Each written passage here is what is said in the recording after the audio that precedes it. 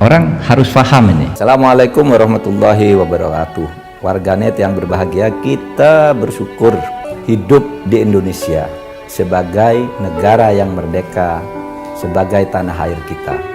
Mari cintai tanah air kita ini agar kita bisa melaksanakan perintah Allah dengan sebaik-baiknya. Kalau buat Anda yang mungkin masih asing dengan istilah redenominasi, sebenarnya apa sih redenominasi? Pendanaan mata uang ini sebenarnya sempat muncul beberapa tahun lalu, tepatnya di 2013, lalu muncul lagi di 2020, nah sekarang kembali diperbincangkan. Jadi pada dasarnya saudara, redenominasi ini menghilangkan 3 angka 0 di uang rupiah kita. Jadi saya ambil contoh yang paling sederhana yaitu uang Rp1.000, nantinya 03-nya dicoret menjadi Rp1. Atau uang lain misalnya 2.000 jadi 2, lalu 50.000 jadi 50, atau 100.000 jadi 100 begitu. Nah jadi uang rupiah yang sekarang kita pegang nantinya akan disederhanakan bentuknya tapi tidak mengubah nilai tukarnya. Makanya istilahnya adalah penyederhanaan mata uang. Jadi konsep ini sebenarnya sudah lama dibahas di Bank Indonesia. Ini pun sebenarnya kalau Anda perhatikan di kehidupan sehari-hari kita, sudah lama juga Anda melihat konsep redenominasi diterapkan di kehidupan sehari-hari. Misalnya nih, Anda pergi ke kafe atau pergi ke restoran, lalu Anda melihat harga yang ada di menu. Biasanya tertulisnya adalah angka tanpa 30. Misalnya nih, Anda mau pesan ice americano, biasanya tertulisnya cuma 30 atau 30K gitu. Jarang sekarang menu yang tertulis 30.000, 200.000 gitu. Nah sebenarnya itu adalah bentuk redenominasi secara informal yang ada di kehidupan sehari-hari kita. Atau misalnya kalau Anda ke pasar gitu ya, Anda mau beli jeruk, Anda nanya, "Mang, berapa nih sekilo?" Biasanya tukang penjualnya hanya membeli atau hanya menyebutkan dengan 25 gitu. Jadi jarang sekarang yang menyebut 25.000, 40.000. Dengan si penjual sayur atau penjual buahnya menyebut 25 pun kita sebagai pembeli biasanya sudah paham, oh itu artinya adalah 25.000 per kilogram. Nah itu adalah redenominasi yang sekarang ada secara informal di kehidupan sehari-hari kita. Tapi saudara, soal redenominasi ini atau penyederhanaan mata uang, harus Anda ingat kalau konsep ini adalah berbeda dengan centering atau pemotongan nilai uang. Nah ini kalau centering adalah sebuah konsep yang memotong nilai mata uang.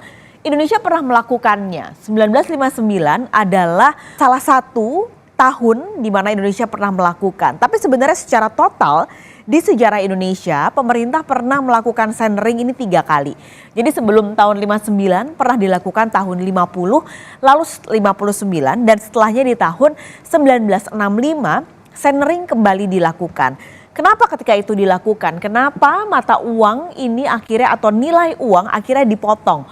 Salah satunya adalah untuk menekan inflasi yang sedang gila-gilaan saat itu. Jadi inflasinya lagi naik tinggi, PDB Indonesia rendah, lalu investasinya juga anjlok. Jadi di tahun 50, 59 dan 65 akhirnya pemerintah memotong nilai uang rupiah untuk memotong daya beli masyarakat. Nah pemerintah akhirnya memutuskan untuk melakukan centering ketika itu misalnya uang 1.000 nilainya jadi 100, lalu uang 500 jadi Rp50. Jadi misalnya Anda mau beli permen harganya 500, maka yang dikeluarkan bukan 500 tapi 50 dikali 10 lembar. Karena waktu itu uang 500 dipotong jadi Rp50. Kebijakan ini biasanya dilakukan secara mendadak, lalu tidak ada masa transisi. Nah, kalau Anda masih bingung kira-kira apa bedanya nih centering dan juga tadi redenominasi, saya beri gambaran saudara. Misalnya nih kalau redenominasi dulu ya, misalnya Anda pergi ke supermarket beli minyak goreng 1 liter harganya 20.000. Anda bayar 20.000 yang sudah menjadi redenominasi yaitu 20, Anda tetap mendapatkan 1 liter minyak goreng. Jadi 20 yang tadinya adalah 20.000, Anda mendapatkan 1 liter minyak goreng. Tapi kalau centering ketika konsumen mengeluarkan uang Rp20.000, minyak goreng yang didapat tidak 1 liter, tapi misalnya berkurang menjadi 500 ml atau jadi setengah liter saja. Itu karena nilai uangnya dipotong setengahnya. Bank Indonesia sebagai otoritas moneter sebenarnya sudah menyiapkan kajian redenominasi dilakukan pada tahun 2010. Apa saja nih kajiannya? Pertama, Bank Indonesia sebenarnya sudah melakukan studi banding ke beberapa negara lalu melihat mereka yang berhasil menerapkan redenominasi. Ini dibuat di 2010. Lalu tahap kedua di 2011 sampai 2012 harusnya ada sosialisasi. Makanya kenapa di 2013 lalu sempat muncul wacana soal redenominasi. Itu sepertinya karena Bank Indonesia juga melemparkan ke pasar apakah wacana ini sebenarnya bisa diterima oleh masyarakat atau tidak. Lalu seharusnya di 2013 sampai 2015 adalah masa transisi ketika nantinya akan ada dua nominal mata uang, yang lama dan juga yang baru yang sudah dipotong nolnya.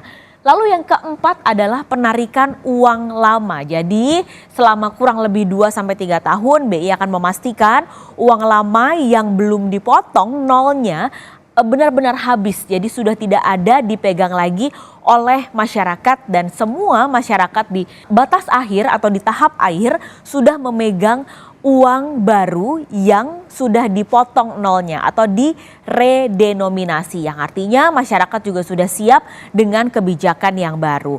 Tapi ini semua adalah kajian yang sudah dilakukan oleh BI 10 tahun atau 13 tahun yang lalu. Meskipun kajian ini harus dilakukan ketika sebuah negara atau Indonesia kondisi ekonominya siap, saudara. Jadi meskipun Bank Indonesia sudah mempersiapkan cetak biru dan kajian redenominasi, Gubernur Bank Indonesia Peri Warjio mengatakan saat ini ekonomi Indonesia sebenarnya masih terkena rambatan dari perlambatan ekonomi global. Jadi redenominasi itu sudah kami siapkan dari dulu, masalah desainnya. Kemudian juga masalah tahapan-tahapannya, ya, itu sudah kami siapkan sejak dari dulu secara operasional dan kemudian bagaimana untuk langkah-langkahnya. Itu tentu saja keputusan mengenai timing yang tepat mengenai redenominasi ada tentu saja 3 faktor. Satu, kondisi makronya itu memang bagus. Yang kedua, kondisi moneter dan SSK-nya juga stabil. Dan yang ketiga, kondisi sosial politiknya juga kondusif, mendukung, positif. Jadi sukses atau tidaknya redenominasi akan sangat ditentukan dari kematangan kebijakan lalu kesiapan masyarakat dan tentunya tadi yang sudah disebutkan oleh Gubernur BI, kondisi stabilitas ekonomi negara mulai dari inflasi terkendali sampai nilai tukar yang stabil. Sebenarnya sudah ada beberapa negara yang mencoba untuk menerapkan redenominasi atau penyederhanaan mata uang. Ada yang gagal, ada juga yang berhasil. Kita bicara dulu yang gagal, beberapa diantaranya adalah Brazil, Rusia, dan juga Argentina. Kesamaan dari negara yang gagal ini karena mereka menerapkan redenominasi di waktu yang tidak tepat. Saat itu kondisi negaranya sedang tidak stabil, lalu inflasinya sebenarnya sedang tinggi. Nah bahkan saudara, Brasil ini sudah melakukan redenominasi ini 6 kali dan akhirnya sukses di percobaan ke-6 yaitu di tahun 94. Ini adalah mereka yang gagal. Sementara mereka yang dianggap berhasil sebenarnya juga membutuhkan waktu yang cukup lama, bertahun-tahun dengan perencanaan yang sangat matang sampai negara-negara ini akhirnya bisa mengklaim kalau mereka ini sukses dalam menerapkan penyederhanaan mata uang atau redenominasi. Pertanyaannya, Indonesia siap atau tidak? Lalu apa sih sebenarnya urgensinya kita harus menyederhanakan mata uang kita? Kembali pertanyaannya saudara, apakah redenominasi akan membawa konsekuensi ke perekonomian Indonesia? Nah kita akan bahas pagi ini bersama Peter Abdullah, Direktur Eksekutif Segara Research Institute. Pak Peter, selamat pagi. Selamat pagi Mbak. Oke, mungkin pertanyaan pertamanya adalah apa sih sebenarnya urgensi dari redenominasi atau penyederhanaan mata uang ini? Sebenarnya kalau kita bicara urgensi ya, tergantung kita sudut pandang kita Mbak. Itu sebabnya walaupun ini sudah dikaji, sudah dipersiapkan oleh Bank Indonesia, saya kira ini sejak tahun 2005-2006 itu isu ini udah muncul di Bank Indonesia dan kemudian kita serius, di Bank Indonesia itu serius melakukan kajian tahun 2010-an, dan kemudian itu sudah benar-benar diangkat di isunya dengan Kementerian Keuangan, dengan DPR itu di tahun 2011 ya. Itu dikarenakan kita melihat memang ini sudah ada urgensi untuk kita melakukannya. Tetapi memang untuk melakukannya sangat memerlukan ada keputusan politik, ya, ada payung hukumnya. Bank Indonesia tidak bisa melakukannya sendiri. Kalau tidak kita lakukan ya nggak apa-apa juga sebenarnya.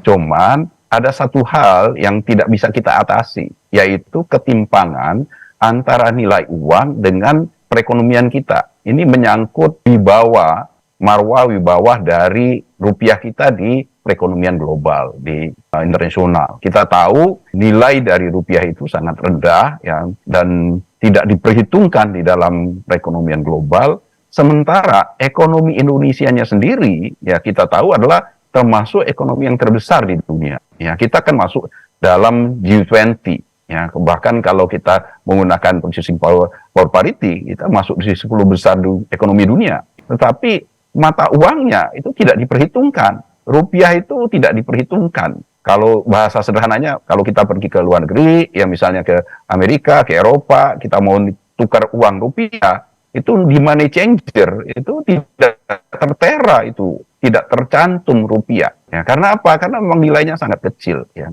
Paling kita ketemu di money changer mungkin di Arab, di Singapura ya, sangat mudah kita menemukan rupiah ya. Bukan berarti kita tidak bisa menukarkan di money changer kalau di Eropa, di Amerika. Tapi di papan skornya itu, papan money changernya itu tidak tercantum rupiah. Karena memang nilainya sangat rendah. Dan ini ya memunculkan apa ya, terkait dengan kebanggaan kita terhadap rupiah, ya, wibawa dari rupiah. Ini yang harus kita bangun kembali. Biasanya memang negara-negara yang sudah mengalami kondisi seperti itu kemudian memperbaiki nilai mata uangnya dengan melakukan redenominasi. Itu kemudian akan mengembalikan kebanggaan, kembalikan wibawa dari mata uangnya, dan ini juga pasti akan berdampak lebih lanjut terhadap kondisi perekonomian kita. Ini mungkin aku sebagai awam Pak Peter, yang saya pertanyakan adalah kenapa bisa kita menghilangkan 0,3 itu akhirnya membuat nilai mata uang kita terangkat secara global. Apakah karena pada akhirnya nilai kita sama dengan dolar yang nggak banyak nolnya gitu Pak? Secara nilai tukar nanti dia akan berbeda Mbak. Ya, kalau kita sekarang ini rupiah kita kan nilainya kan sekarang ini misalnya 10.000 ya. 15.000 $1 ya. $1 15.000. Kalau kita melakukan penyesuaian dari nilai kita 15.000 menjadi 15, nah nanti di keuangan internasional, di perekonomian global, rupiah kita itu akan 15 rupiah sama dengan $1.